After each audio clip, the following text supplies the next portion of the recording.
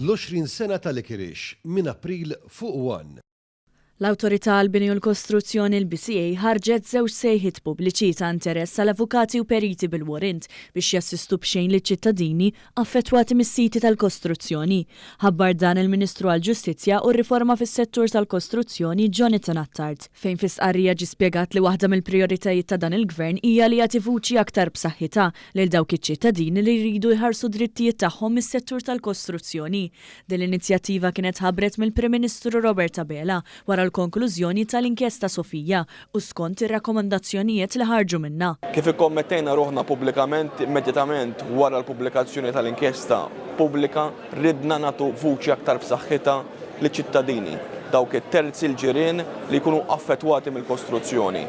Ninnota b'sodisfazzjon li l-Awtorità dwar il-bini u l-kostruzzjoni approvat l-ewwel pass fejn tkun qed tinħareġ sejħa għal dawk li huma avukati u periti li huma disposti illi jingħaqdu f'dan il-panel li ħajkollha l-Awtorità biex toffri dan is-servizz b'xejn.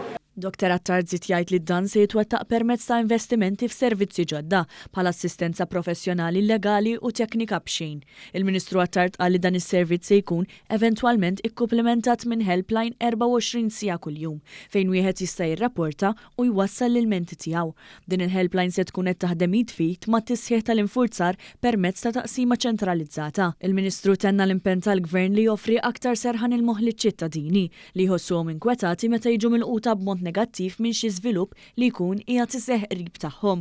L-Awtorità tal-Bini u l-Kostruzzjoni se tkun qiegħda tilqa' l-applikazzjonijiet biex jintażlu l-professjonisti biex jiffurmaw dan il-panel sabiex ikun jista' jiġi varat is-servizz ġdid bl-aħlas għal benefiċċju taċ-ċittadini affettwati mis-settur tal-kostruzzjoni.